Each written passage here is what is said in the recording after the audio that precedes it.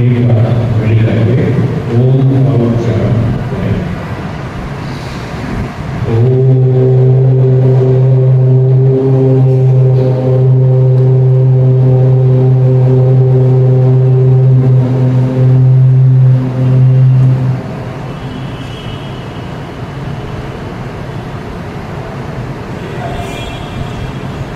उपस्थित पूर्वकर धर्म संयोजन माताओं और बहनों,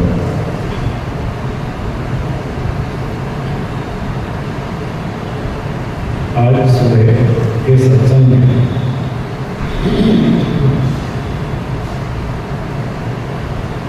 हमने एक चर्चा आरंभ की थी।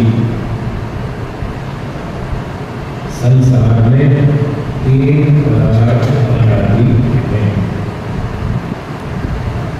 कितने पदार्थ? तीन। उनके नाम क्या है?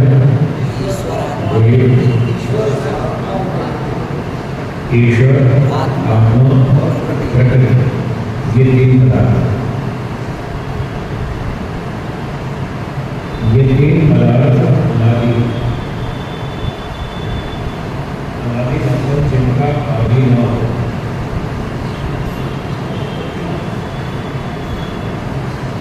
आदि का अर्थ बताया था उत्पत्ति, तो अनादि का अर्थ हुआ जिनकी उत्पत्ति कभी नहीं होती। संसार में बहुत सारी चीजें हम देखते हैं जो बनती और टूटती, जल्दी बनती और टूटती। तीन चीजें ऐसी हैं जो बनती हैं और टूटती सदा से है, सदा रहेगी। ये सारा संसार बस इन्हीं तीन का ही विस्तार है। ये तीन चीजें अगर समझ लेंगे और समझकर उसके अनुसार अपना आचरण ठीक कर लेंगे तो हम सुखी हो जाएंगे और दूसरों को भी सुख देंगे। यदि ये तीन चीजें ठीक से नहीं जानेंगे और उसके अनुसार अपना आचरण ठीक नहीं करेंगे तो स्वयं भी दुखी रहेंगे और दूसरों को भी दुख देंगे। फिर आगे दंड भोगना पड़ेगा। जो भी हम गलतियां करेंगे उसका दंड करेंगे। तो ये चर्चा सुबह चल रही थी। संसार में सुख भी है और दुख भी है। सुबह की चर्चा में क्या सार निकला? सुख भी है या दुख भी है? दुख भी। संसार में दुख अधिक है, मोक्ष में दुख जीरो, शून्य, पूरी तरह छूट जाएगा। संसार में सुख कम है, मोक्ष में पूरा 100%।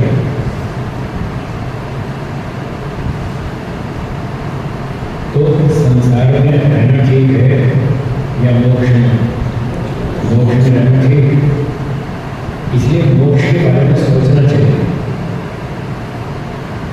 विचार करना चाहिए, रास्ता ढूंढना चाहिए कि मोक्ष का रास्ता क्या है, मोक्ष तक कैसे पहुंचेंगे, ये सोचना चाहिए। और जब रास्ता मिल जाए तो उस पर चलना चाहिए। कोई रास्ते पर चलेगा तभी अपने लक्ष्य पर पहुंचेगा। जो ढूंढेगा, पुरुषार्थ नहीं करेगा, चलेगा नहीं, वो लक्ष्य पर नहीं पहुंच पाएगा।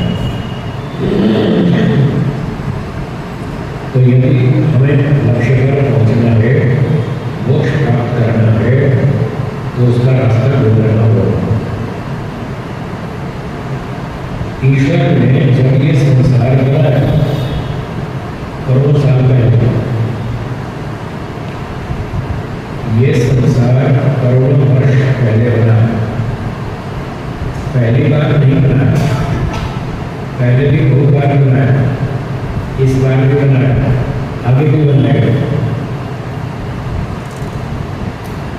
क्योंकि तीनों चीजें हमारी आत्मा, ईश्वर और ये संसार प्रकृति। तो आत्मा अनादि है, इसलिए सदा से वो कर्म कर रहा है, वो खाली बैठ ही नहीं सकता, कुछ ना कुछ काम करता ही रहता है। कभी मन से करता है, कभी वाणी से करता है, कभी शरीर से करता है, कुछ ना कुछ करता रहता है, खाली नहीं बैठ सकता। चेतन इसलिए प्रकृति जड़ है, आत्मा चेतन, ईश्वर भी चेतन। तो प्रकृति तो कुछ करती नहीं, स्वयं को कुछ करती नहीं, तो जड़ उसको पता भी नहीं, कुछ ज्ञान ही नहीं। आत्मा चेतन है, वो सोचता है, विचार करता है, और उसकी भी दो बहुत बड़ी आवश्यकताएं हैं। एक आवश्यकता तो ये है कि उसके पास ज्ञान बहुत कम है, बहुत थोड़ा, इसलिए वो नया नया ज्ञान प्राप्त करना चाहता है, नया नया सीखना चाहता है, जानना चाहता है, संसार क्या है, ज्ञान क्या होता है। तो ज्ञान की आवश्यकता उसको सदा ही रहती है, और दूसरी उसको आनंद चाहिए, सुख चाहिए। सुख है नहीं उसके पास, प्रकृति में सुख है थोड़ा घटिया, ईश्वर में भी सुख है, उसमें बढ़िया है, बहुत उच्च स्तर का है, और पूर्ण सुख है 100%, दुख बिल्कुल नहीं। ईश्वर में दुख बिल्कुल नहीं, प्रकृति में सुख कम और दुख अधिक। जीवात्मा के पास न सुख है न दुख, कुछ भी नहीं, इसलिए वो सुख की खोज करता रहता है हमेशा। सुख चाहिए, दुख नहीं चाहिए, ये उसका स्वभाव है। दुख नहीं चाहिए, सुख चाहिए, इसलिए सुख की खोज करता रहता है। तो संसार में तो सुख थोड़ा ही नहीं होता, तो बहुत मिलता है, इसलिए उसकी इच्छा नहीं रहती। जब उसको ये बात समझ में आ जाए तब उसको इच्छा नहीं रहती संसार में रहना, फिर मोक्ष में जाने की इच्छा होती है। पर ये होगा तब जब उसको समझ में आए।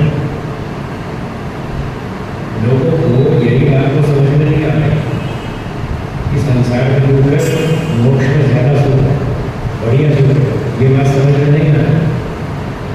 करोड़ों में एकाध व्यक्ति को आती है समझ, सबको नहीं आती। तो जिसको समझ में आती है वो चल लेता है, रास्ते पर चल लेता है, अब वो पहुंच भी जाता है। तो जब ईश्वर ने ये संसार बनाया इस बार, तो 4 वेदों का ज्ञान दिया। 4 वेद, उनके नाम हो गए ऋग्वेद, यजुर्वेद, सामवेद, अथर्ववेद। ये 4 वेद का ज्ञान दिया। उन वेदों में ये सारी बातें बताई। मोक्ष का रास्ता कौन सा, संसार का कौन सा, 2 रास्ते हैं। एक मोक्ष का रास्ता है, एक संसार का रास्ता है, दोनों उल्टे ऐसे ऐसे उल्टी दिशा में चलते हैं। क्या कोई व्यक्ति एक साथ 2 उल्टी दिशाओं में क्यों चल सकता है? नहीं चल सकता। एक तरफ चलेगा तो दूसरा छूट जाएगा। अगर मोक्ष की तरफ चलना है तो संसार छोड़ना पड़ेगा, संसार की तरफ चलेंगे मोक्ष छूटेगा, 2 में से एक मिलेगा। तो जो अब तक हमने चिंतन किया, विचार किया, उससे तो ये पता चला मोक्ष में रहना ठीक, इसलिए मोक्ष का रास्ता ढूंढो। वेदों ने बताया, ईश्वर ने वेदों में बताया मोक्ष का मार्ग है योग। कौन सा योग? लाखों ऋषि हो चुके अब तक, सृष्टि के आरंभ से अब तक, महर्षि दयानंद जी का ब्रह्मा से लेकर महर्षि दयानंद तक लाखों ऋषि हो चुके हैं। उन लाखों लोगों ने बैठकर समाधि लगाई, वेदों को पढ़ा और मोक्ष में चले गए। परोपकार किया, वेदों को पढ़ा, समाधि लगाई, मोक्ष में चले गए। उन्हीं सारे ऋषियों में से एक ऋषि हुए महर्षि पतंजलि।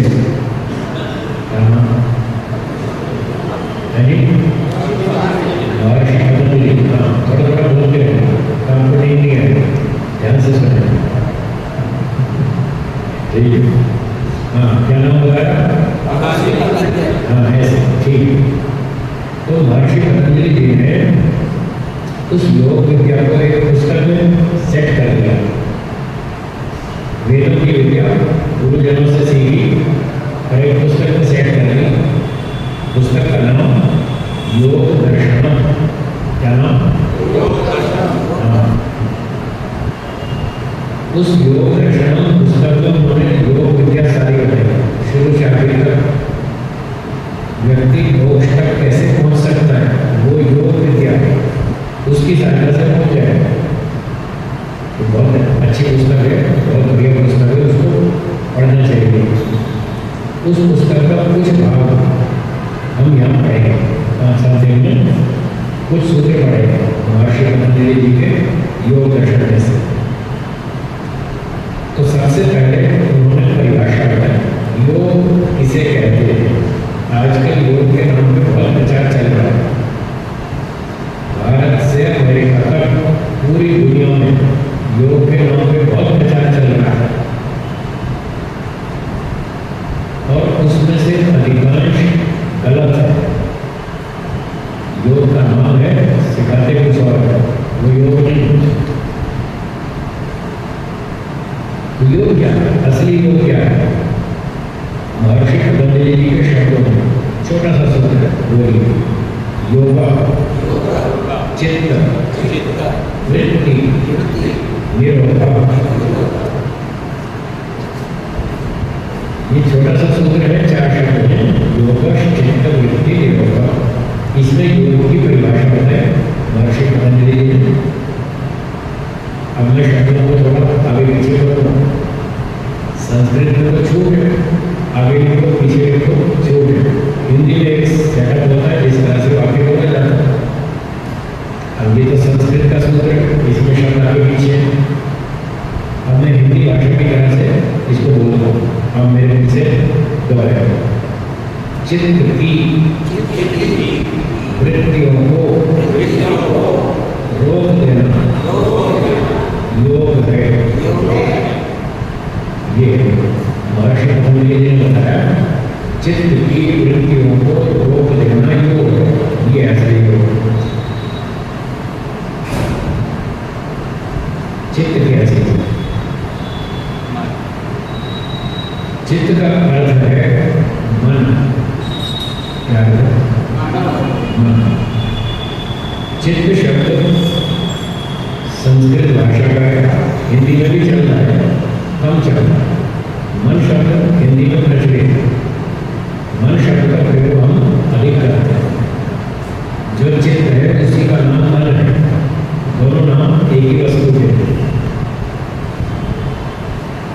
तो चित्त का मोटा सा अर्थ आप समझिए। चित्त का मतलब मन। अगला शब्द है वृत्ति। वृत्ति के 2-3 अर्थ हैं। पहला अर्थ है विचार। क्या अर्थ है? विचार। तो चित्त वृत्ति का अर्थ हुआ मन में उठने वाले विचार। बोलिए। हाँ, ये जो मन में सारा दिन विचार उठते रहते हैं, ये खाऊं या नहीं खाऊं, ऑफिस जाऊं या नहीं जाऊं, दुकान पर जाऊं या नहीं जाऊं, इसमें फायदा होगा या नुकसान होगा, ये अच्छा है या बुरा है। ये जो विचार सारा दिन चलते रहते हैं, इनका नाम है चित्त वृत्ति। ये है वृत्ति, विचार। वृत्ति शब्द का दूसरा अर्थ है ज्ञान। अब लोग ज्ञान बोलते हैं, हिंदी वाले ज्ञान बोलते हैं। शुद्ध उच्चारण है ज्ञान। संस्कृत में शुद्ध उच्चारण है ज्ञान। तो हमको पिताजी ने बचपन से यही सिखाया। वो संस्कृत के टीचर थे, मेरे संस्कृत पढ़ाते थे, तो उनका उच्चारण बहुत अच्छा, संस्कृत के विद्वान थे, तो उन्होंने हमको बचपन से यही सिखाया। तो हमको अभ्यास हो गया, आदत हो गई, कम से हम यही हो गए। तो मैं ज्ञान बोलूँ, आप समझ लेंगे ज्ञान, जिसको आप ज्ञान बोलते हैं उसी को हम ज्ञान बोलते हैं। तो वृत्ति शब्द का दूसरा अर्थ है ज्ञान। इंद्रियों के माध्यम से हम बहुत सारी जानकारी करते रहते हैं सारा दिन, सड़क पे चलते हैं आँख से देखकर चलते, और कोई हजारों चीजें देखते हैं आँख से, कान से, नाक से सुनते रहते हैं, बहुत सारा ज्ञान प्राप्त करते हैं सारा दिन। लोग इंद्रियों से ज्ञान प्राप्त करते हैं, इसका नाम है वृत्ति। ये इंद्रियों से प्राप्त होकर मन में जाएगा, और मन से फिर आत्मा में जाएगा, क्योंकि मन से होकर गुजरा, इसलिए इसका नाम भी चित्त वृत्ति। चित्त के साथ इसका कनेक्शन हो आता है बाहर से, इंद्रियों से, आँख से रूप का ज्ञान आता है, कान से शब्द का ज्ञान आता है, इसका नाम है वृत्ति। पांचों इंद्रियों से जो 5 प्रकार का ज्ञान आता है, इसका नाम है वृत्ति। तो अब सूत्रकार क्या करें? चित्त वृत्ति निरोधा, मन में आने वाले ज्ञान को रोको, सांसारिक ज्ञान को रोको। क्या हुआ? यहाँ वृत्ति का मतलब है सांसारिक ज्ञान, जो इंद्रियों से हम ज्ञान प्राप्त कर रहे हैं, उसको रोकना। जब हम योग करेंगे, ध्यान में बैठेंगे, तो आँख को बंद करना, आँख से जो ज्ञान आ रहा है उसको बंद करना, कान से बाहर की बात नहीं सुनना, उसको बंद करना। इसका नाम है चित्त वृत्ति निरोध। तो ज्ञान ये दूसरा अर्थ हुआ वृत्ति शब्द का। आप लोग कल से कॉपी पेन लाए तो अच्छा, कुछ बातें नोट करते रहे, सारी बातें याद नहीं रहेंगी, भूल जाएंगे ना, कुछ नोट करेंगे तो फिर आगे काम आएगा। कल हम कोशिश करेंगे इन सूत्रों को प्रिंट आउट निकाल के आपको देंगे, फिर भी नोटबुक पेन जरूर लाएं, कुछ बातें लिखते हैं। तो वृत्ति का पहला अर्थ क्या बताया? विचार, दूसरा ज्ञान, और तीसरा अनुभूति। तीसरा अर्थ क्या? अनुभूति। हम अंदर से बाहर से कई तरह की अनुभूतियां करते हैं। जैसे ज्ञान हो गया, जब इंद्रियों से हमें जो प्राप्त हो वो ज्ञान, पर अंदर से भी कुछ अनुभूतियां होती रहती, होती है सांसारिक। बस ये सांसारिक शब्द साथ जोड़कर रखिएगा तो फिर आप ठीक समझेंगे। वृत्ति का मतलब सांसारिक ज्ञान, सांसारिक अनुभूति, ये हो गया वृत्ति शब्द का तीसरा अर्थ। पहला सांसारिक विचार, दूसरा सांसारिक ज्ञान, तीसरा सांसारिक अनुभूति। तो महर्षि पतंजलि कह रहे हैं चित्त वृत्ति निरोधा, मन में उठने वाले सांसारिक विचारों को रोको। जो सुबह से नींद खुलते ही शुरू हो जाता है, सुबह नींद खुलती है और विचार शुरू हो जाता है, हाँ या ना, पूरे दिन चलते हैं, रात को सोने तक पूरा दिन मन में कुछ ना कुछ विचार चलते रहते हैं। इन सब सांसारिक विचारों का नाम वृत्ति।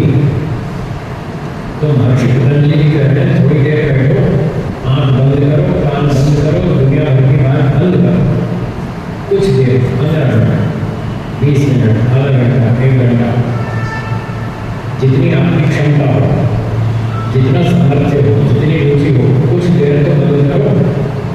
ये सारा दिन जो विचार चलते रहते हैं, यही तो टेंशन का रहता है। संसार की बात सोचो, टेंशन शुरू। क्या आप टेंशन से बचना चाहते हैं? हाँ या ना? बचने का यही रास्ता है। संसार की बात सोचना बंद करो, थोड़ी देर के लिए बंद करो। क्या करें? ईश्वर का विचार करो, संसार का विचार बंद, ईश्वर का विचार शुरू। इसका नाम योग। ये है असली योग जो महर्षि पतंजलि ने बताया। खाली नहीं बैठना, संसार के विचार को बंद कर दिए,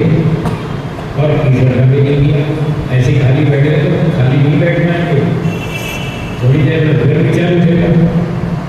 आत्मा चेतन चुपचाप बैठे कुछ न कुछ तो सोचे, या तो संसार की बात सोचेगा या ईश्वर की, दो में से कोई एक को सोचेगा। तो महर्षि पतंजलि जी बता रहे हैं योग इसका नाम है, योग इसका नाम है संसारिक विचार बंद करो, ईश्वर का विचार चालू रखो। जितने सेकंड्स आप संसार की बात बंद रखेंगे उतने सेकंड आपको शांति मिलेगी। क्या बोला दोबारा? जितनी देर हम संसार के विचार बंद रखेंगे और भगवान के विचार करेंगे उतनी देर शांति मिलेगी। ईश्वर का विचार चालू रखिए, शांति मिलेगी। संसार का विचार शुरू कीजिए, टेंशन बढ़ेगी। राग, द्वेष, काम, क्रोध, ईर्ष्या, जलन, पता नहीं क्या क्या। तो संसार के विचार तो सारा दिन चलते हैं, इसी को दुनिया में परेशान। अगर शांति चाहिए तो संसार का विचार बंद रखें, ईश्वर का विचार चालू रखें, उतनी देर शांति मिलेगी। सेकंड्स का हिसाब 10 सेकंड संसार के विचार बंद करके 10 सेकंड ईश्वर का विचार करें, आपको 10 सेकंड शांति मिलेगी। 30 सेकंड संसार का विचार बंद रखें, 30 सेकंड शांति मिलेगी। अब आपकी इच्छा जितनी देर शांति चाहिए उतनी देर बंद रखो। दिन में 10 बार बंद करो, 1-1 मिनट के लिए दिन में हर घंटे बाद 1 मिनट के लिए संसार का विचार बंद करो, ईश्वर का विचार चालू करो। गायत्री मंत्र का पाठ करो, कुछ भी ईश्वर के विचार, ईश्वर के गुणों का चिंतन करो, चाहे 1 मिनट का। 1 मिनट आपको शांति देगी, टेंशन कम हो जाएगी, मन अच्छा हो जाएगा, मस्तिष्क बढ़िया हो जाएगा। फिर अगला काम करो, हर घंटे में 1-1 मिनट बंद करते रहिए, आपको अच्छा लगेगा। और जैसे जैसे समझ में आएगा कि हाँ शांति मिल रही है, लाभ हो रहा है, अच्छा लग रहा है, वैसे वैसे आप समय अपने आप ही बढ़ा दें। आपको अच्छा लगेगा तो अपने आप बढ़ा दें। करके देखो, प्रैक्टिकल करके देखो, तब पता चलेगा। अभी बोलने से सुनने से समझ में नहीं आएगा। तो ये है योग की परिभाषा, चित्त वृत्ति के योगा।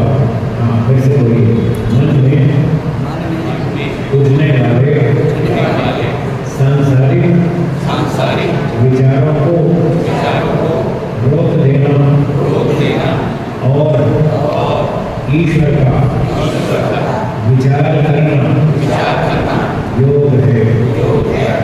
ये है ये योग को सिखा रहा है, कुछ नहीं सिखा रहा।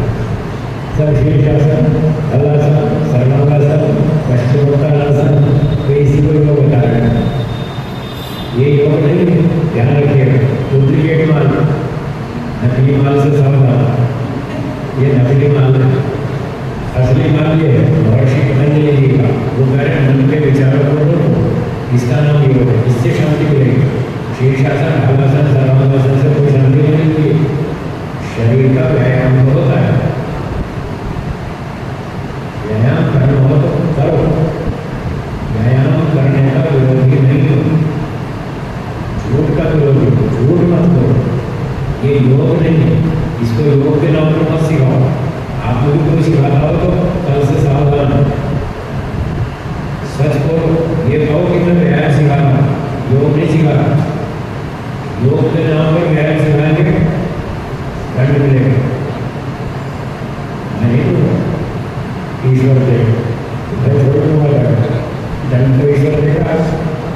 गलत काम करेंगे, झूठ बात कराएंगे तो उसका दंड तो मिलेगा। दंड से बचना हो तो व्यायाम को व्यायाम के नाम पर सिखाएं, योग को योग के नाम पर सिखाएं, चिकित्सा को चिकित्सा के नाम पर करें। व्यायाम अलग है, चिकित्सा अलग है, योग अलग, तीनों अलग अलग चीजें, तीनों का मिक्सचर न करें। महर्षि पतंजलि कह रहे हैं, मैं नहीं कह रहा। सुबह मैंने कहा था मैं अपनी बात कहता नहीं, दूसरे की सुनता है। ऋषियों की बात कहता हूँ, ऋषियों की बात सुनता हूँ। आप एक दिन 50 बात कहिए, ऋषियों की बात कहिए, खूब सुनेंगे।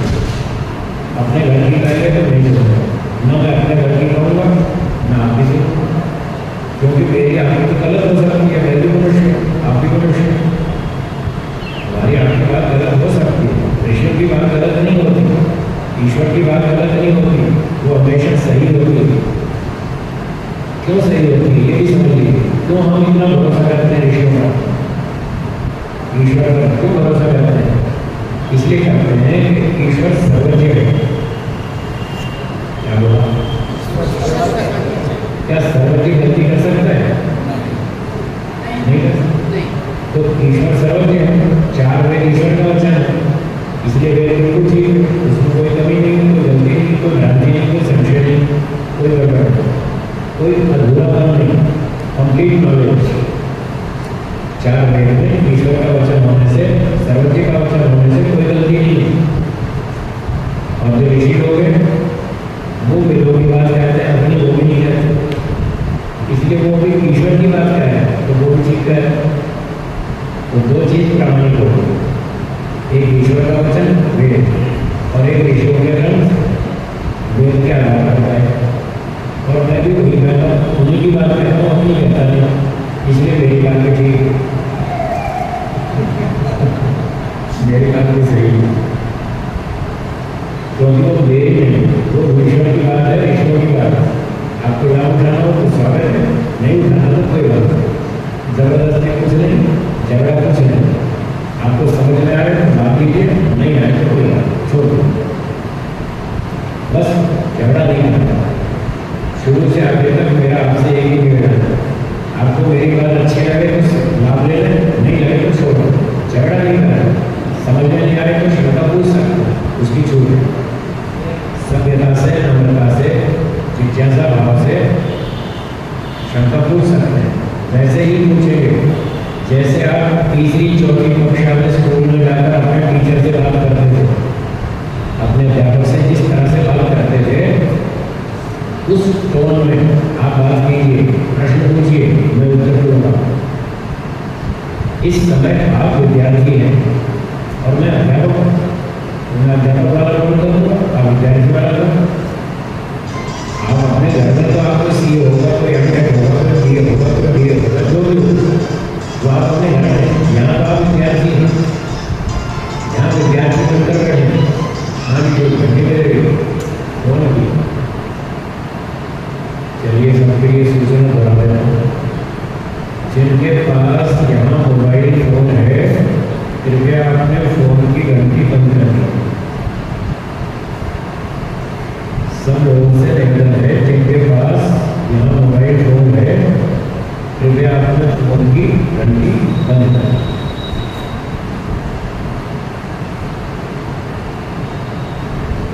तो प्रेम से पूछें, जिज्ञासा भाव से पूछें, नम्रता से पूछें, सभ्यता से पूछें, क्षमता जिज्ञासा के रूप में पूछें, आपको उत्तर मिलेगा। आपकी समस्या को सुलझाने के उद्देश्य से उत्तर दिया जाएगा। आपका संशय दूर करने के उद्देश्य से उत्तर दिया जाएगा। लड़ाई झगड़ा करने के लिए नहीं, मान अपमान के लिए नहीं, और कोई उद्देश्य नहीं, समस्या को सुलझाना, बस यही उद्देश्य है। इस भाव से आपको उत्तर दिया जाएगा। तो योग की बात चल रही थी, थोड़ी सी 5-10 मिनट और बढ़ाता हूँ, फिर शंका समाधान करेंगे। तो योग का अर्थ हुआ मन में उठने वाले विचारों, सांसारिक विचारों को रोक देना और ईश्वर का विचार मन में चालू करना, इसका नाम योग।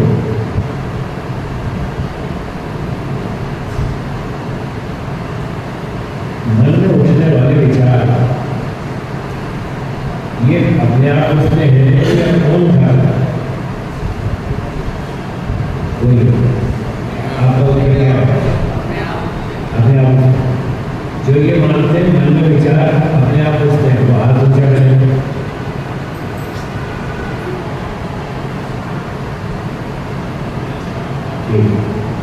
और जो ये मानते हैं कि आत्मा उठाता है, वो हाथ ऊंचा करें। विचारों को आत्मा उठाता है, ठीक। जो ये मानते हैं कि मन उठाता है, वो हाथ ऊंचा करें, ठीक। जो ये मानते हैं कि ईश्वर उठाता है, ठीक। तो कोई कह रहा है ईश्वर उठाता है, कोई कह रहा है मन उठाता है, कोई कह रहा है ज्ञान से, कोई कह रहा है आत्मा उठाता है। 3-4 तरह के उत्तर तो ये जो सूचना दी जा रही है मन में उठने वाले सांसारिक विचारों को रोको। कौन रोकेगा? इसको क्या है? रोको। आपको ने शरीर, मन, बुद्धि, इंद्रियां, आत्मा, क्या है? आत्मा। तो आत्मा को क्या है? मन में उठने वाले विचारों को रोको। इसको क्या है? आत्मा। तो जिसको कह रहे रोको, अगर विचार कोई दूसरा उठाता हो तो वो कैसे रोकेगा? आप कार में पिछली सीट पर बैठे, आगे ड्राइवर वो गाड़ी चला रहा है और आपको ताले आप पीछे की सीट पर बैठे, आपसे ताले कार रोको, आप रोक रहे हैं। कौन रोकेगा? ड्राइवर। जो चला रहा वही तो रोकेगा। ये बात समझ में है? ड्राइवर कार चला रहा है, उसके पास सारे कंट्रोल्स हैं, वही तो रोकेगा। पिछली सीट पर बैठा हुआ व्यक्ति क्या कार को रोक पाएगा? नहीं रोक पाएगा। तो जो चला रहा है वही रोकेगा। अब हमको ये विचार करना है, चला कौन रहा? मन में विचारों को चला कौन रहा? उठा कौन रहा? ये कोई डर नहीं। अगर ईश्वर विचार उठाता है तो फिर ईश्वर रोकेगा? आत्मगति हो सकता है, विचार तो कोई और उठा रहा है। अगर मन उठा रहा है तो भी आत्मा नहीं रोक पाएगा, अपने आप को ध्यान तो भी नहीं रोक पाएगा। तो अब सोचिए, रोकने का आदेश, सुझाव किसको दिया गया? मन को, आत्मा को, शरीर को, किसको? आत्मा। तो इसका मतलब चला कौन रहा है? हाँ, अब उधर समझ में आया। मन में विचार अपने आप नहीं आ रहे, मन भी नहीं उठा रहा, ईश्वर भी नहीं उठा रहा, इंद्रियां भी नहीं उठा रही, तो कौन उठा रहा? आत्मा। आत्मा चेतन। चेतन वस्तु का ये लक्षण है कि वो स्वयं क्रिया करती है, जड़ वस्तु स्वयं क्रिया नहीं करती। क्या बोला? बहुत बढ़िया नियम है। बोलिए, जड़ वस्तु बोलिए, जड़ वस्तु स्वयं क्रिया नहीं करती, चेतन वस्तु स्वयं क्रिया करती है। और दूसरी जड़ वस्तु में क्रिया को उत्पन्न करती है। ये योग का मूल आधार सिद्धांत है, ये समझ में आना चाहिए। अगर ये नहीं आया तो कुछ नहीं आया। आप 10,000 जन्म तक भी मन में विचार नहीं रोक पाएंगे। ये असली उपाय है रोकने का। मूल सिद्धांत को जब तक आप थ्योरी ठीक नहीं समझेंगे, प्रैक्टिकल ठीक हो जाएगा? नहीं। पहले थ्योरी ठीक होनी चाहिए, फिर प्रैक्टिकल ठीक हो। थ्योरी क्या है? आत्मा उनको चला रहा है, आत्मा विचार उठा रहा है, तो आत्मा ही रोकेगा।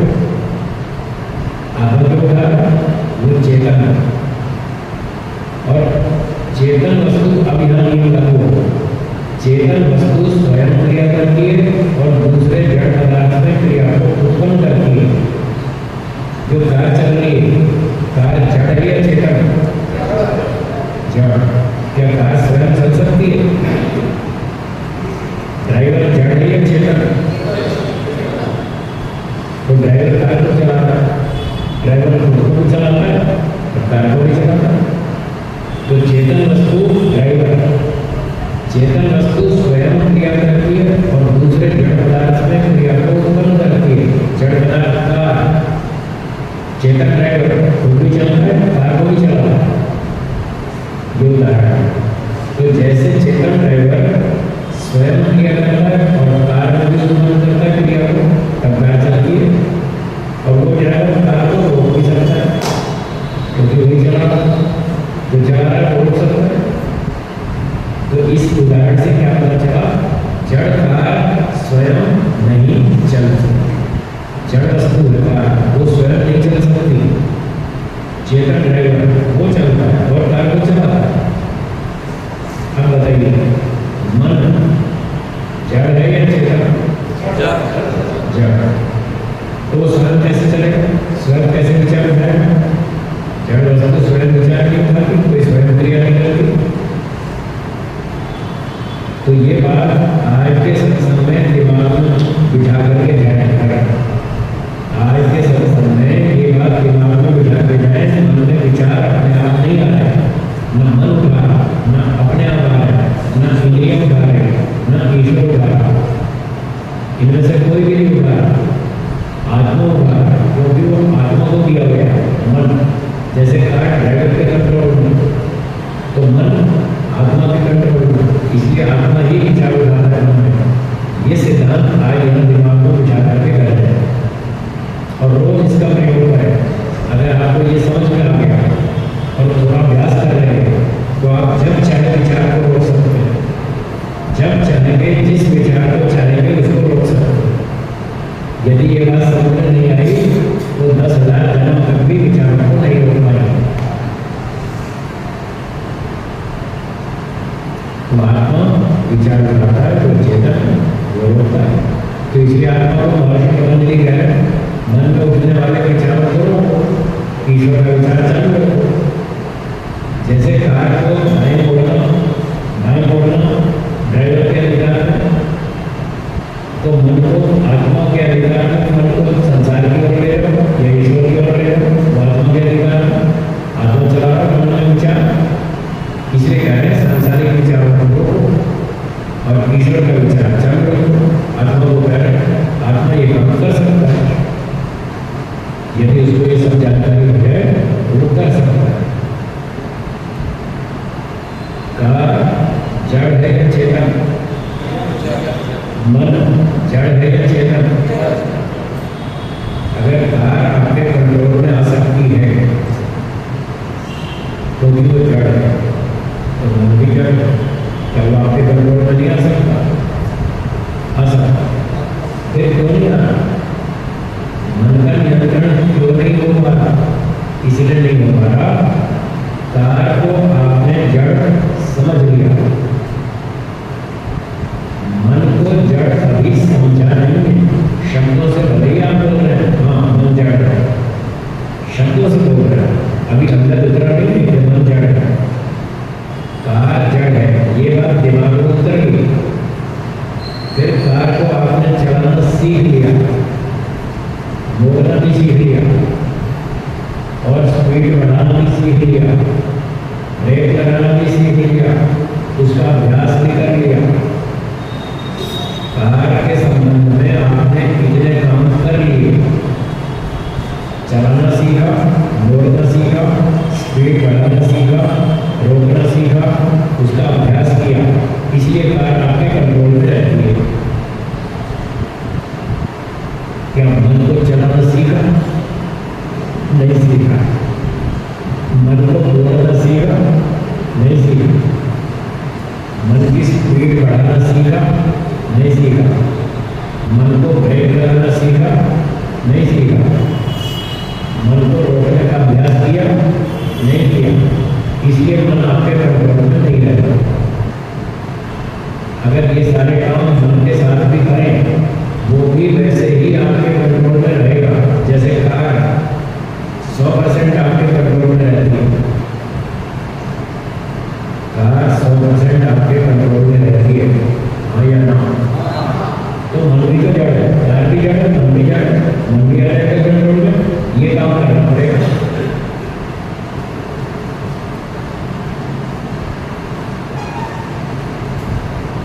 कल बताएंगे मन को कैसे चलाते हैं, कैसे रोकते हैं, कैसे मोड़ते हैं, कैसे ब्रेक लगाते हैं, कैसे एक्सीडेंट लगाते हैं, कल बताएंगे।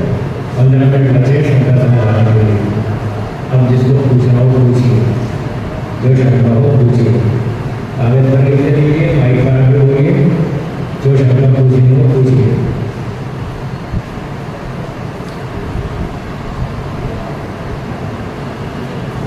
बोलिए। हाँ, थोड़ा आगे आगे, जिसको पूछ लियो शंका आगे आगे।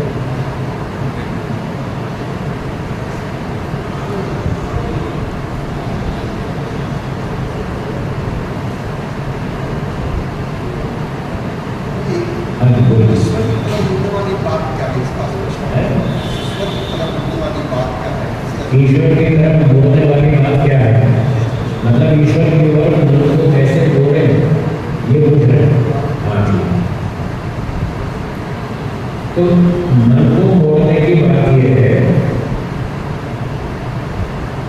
सड़क पर गड्ढा हो, क्या आप कार को उस तरफ मोड़े गड्ढे की तरफ? जहाँ अच्छी सपाट सड़क हो, फ्लैट हो, उस तरफ मोड़े? ठीक, तो आप कार को किधर मोड़ते हैं? जहाँ अच्छी फ्लैट सड़क, फ्लैट रोड, बिना गड्ढे वाली, कचरे वाली नहीं, बढ़िया साफ सुथरी, उस तरफ कार को चलाना। जहाँ ऊपर खावर सड़क के गड्ढे हैं वहाँ नहीं चलाएगा। ठीक इसी तरह से संसार में क्या 100% सुख है? हाँ या ना? 100% सुख है? नहीं है ना? आपको कितना चाहिए? कितने %?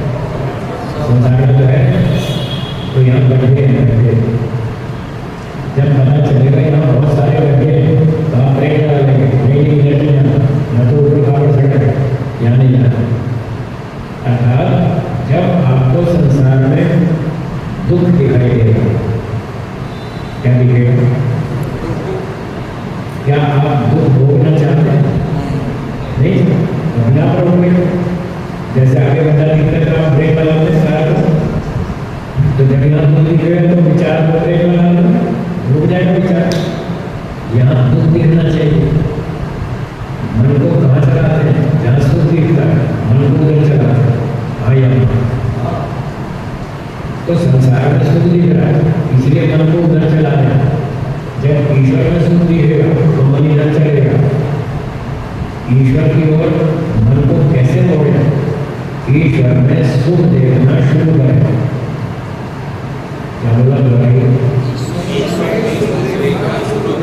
ईश्वर में सुख दिखना चाहिए। जब आपको ईश्वर में सुख दिखेगा तो आपका मन उधर हो जाएगा। पर ईश्वर में सुख कहाँ दिखता है? अभी तो संसार में दिखता है, खाने में, पीने में, शौक में, फैशन में, इन सभी में, नाचने गाने में 50 जगह सुख दिखता है। तो वो पूरे ही मन जाएगा नहीं। आप ले जाते हैं, मन जड़ है, उसको कुछ पता नहीं, आपको सब पता है। आत्मा चेतन है, चेतन का लक्षण ज्ञान। जड़ वस्तु में ज्ञान होता है नहीं? मन जड़ है या चेतन? तो मन को क्या पता? संसार में सुख है, मन को कुछ नहीं पता, आत्मा को पता है। आत्मा ज्ञान वाला है, वो चेतन है, वो सोचता है इधर सुख है, चलो इधर चलते हैं। गार्डन में सुख है, ठंडी हवा मिलेगी, शाम का मौसम है, सूरज ढल रहा है, बढ़िया मौसम, अच्छी हवा, ठंडी बढ़िया ऑक्सीजन, चलो गार्डन में चलते हैं।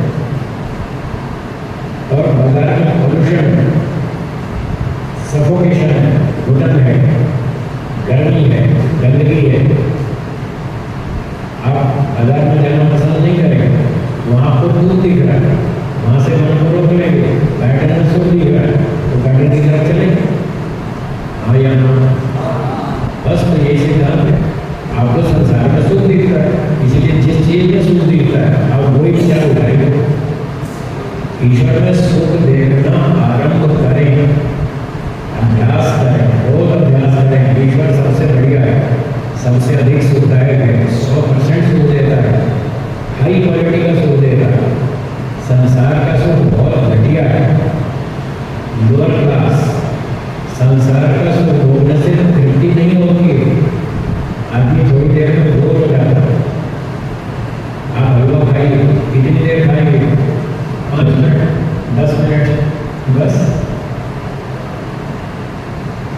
एक सप्ताह तक सुबह, दोपहर, शाम तीनों टाइम हलवा खा सकते हैं। केवल हलवा, दाल नहीं, सब्जी नहीं, रोटी नहीं, कुछ नहीं, केवल हलवा नहीं खा सकते। एक ही दिन बोल रहे हैं। जो भी आपकी फेवरेट आइटम, सबसे बढ़िया मनपसंद वस्तु, उसको एक सप्ताह तक सुबह, दोपहर, शाम तीनों टाइम नहीं खा सकते। इतनी घटिया क्वालिटी है प्रकृति के सुख की, विचार ही नहीं करते। चीजों को बदल बदल कर उसका सुख लेते रहते हैं। बदलने से थोड़ा ठीक लगता है, एक ही चीज को लगातार नहीं खा सकते। आप सुबह अलग नाश्ता करेंगे, लंच में अलग सब्जी खाएंगे, रात को अलग सब्जी खाएंगे। एक ही सब्जी 7 दिन तक खा के दिखाओ,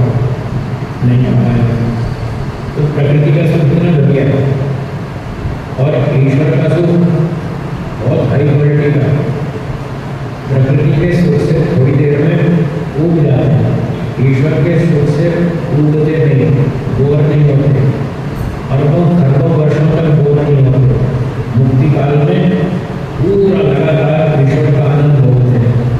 वो करोड़ों अरबों खरबों वर्षों का है, बहुत बड़ा है, लगातार ईश्वर का आनंद भोगते हैं।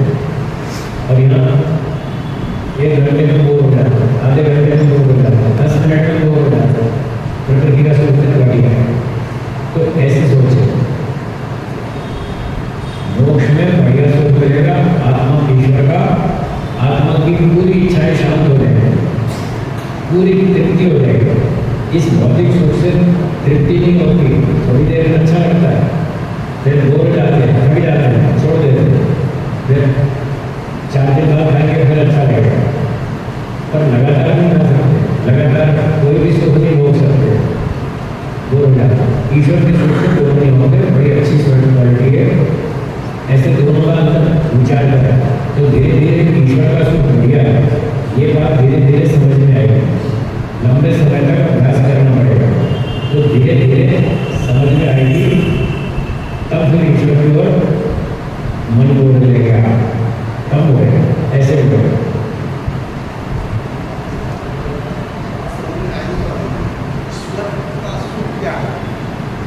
हलवा खाया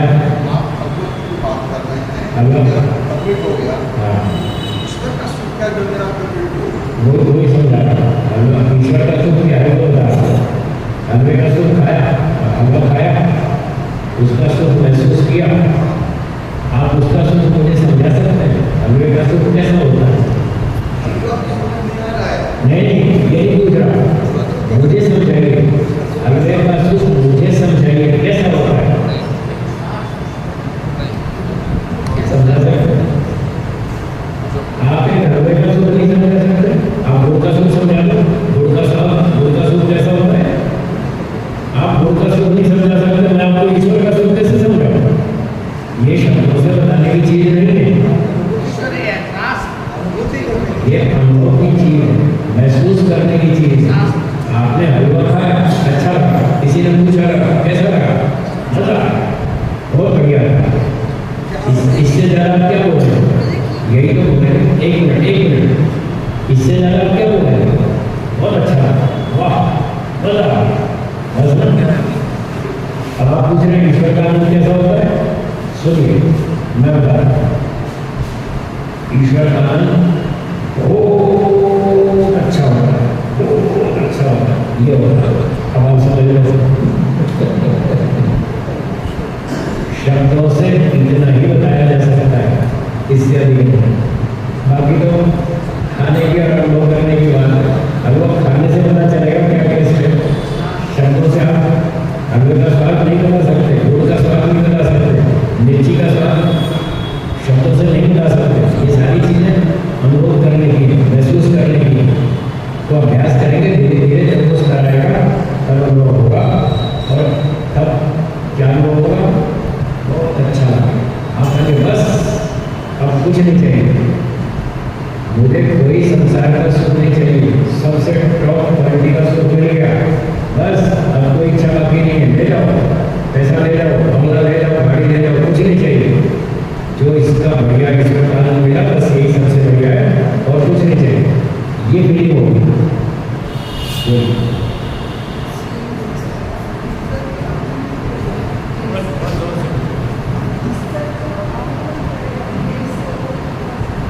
उसके लिए अष्टांग योग पूरा करना पड़ेगा, ईश्वर की अनुभूति करने के लिए अष्टांग योग करना पड़ेगा। कल सुबह हम क्लास में योग दर्शन के सूत्र पढ़ाएंगे और सूत्रों के माध्यम से बताएंगे, ठीक है? धीरे धीरे, लंबा काम है, धीरे धीरे पढ़ाएंगे, कलम पेटा हुआ निकालने के सूत्रों का सबको देंगे और उन सूत्रों के हिसाब से पढ़ेंगे, फिर प्रैक्टिकल करेंगे, धीरे धीरे वहाँ पहुँचे।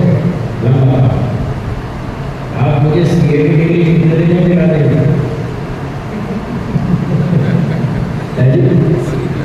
मुझे सीए की डिग्री चाहिए, चार्टर्ड अकाउंटेंट, कितने दिन में दिला देंगे?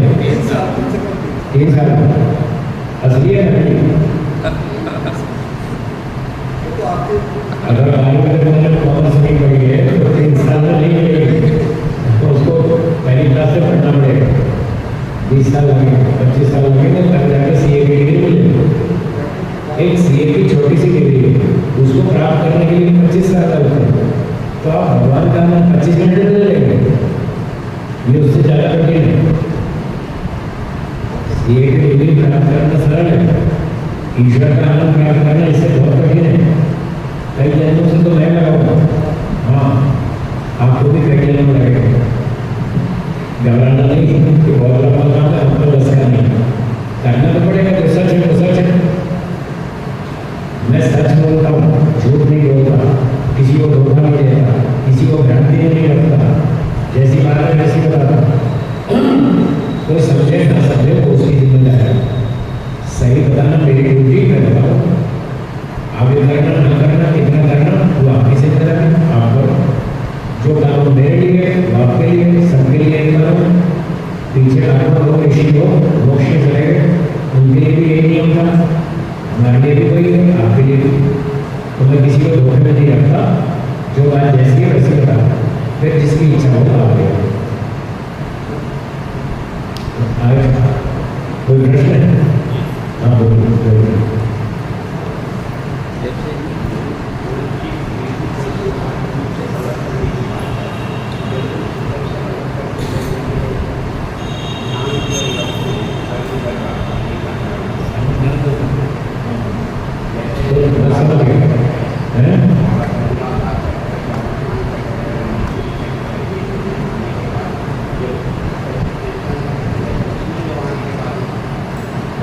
आप कितने दिनों से अभ्यास कर रहे हैं? कितने टाइम से?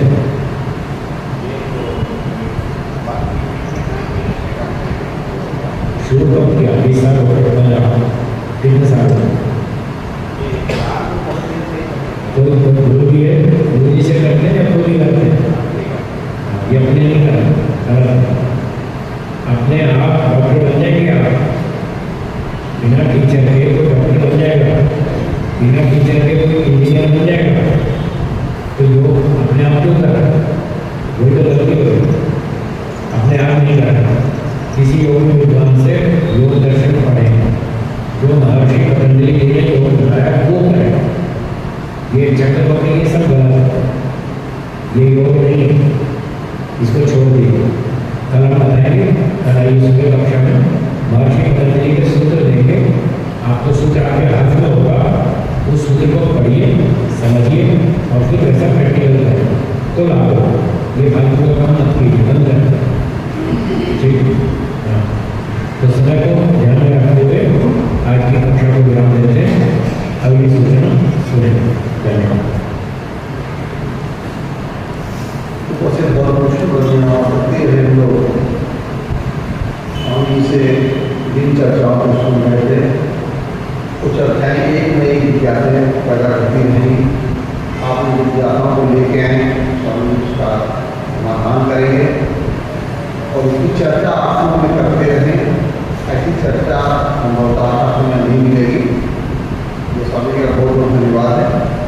आइए हम लोग स्वामी पाठ करेंगे। कल का कार्यक्रम पूर्वक प्रातःकाल 7:30 से 9 बजे तक यज्ञ और 9 से लेके 9:30 बजे तक भजन है और 9:30 से 10 बजे तक स्वामी का उपदेश होगा। एक कार्यक्रम इसी तरह रविवार तक चलेगा। आइए हम लोग स्वामी पाठ करेंगे।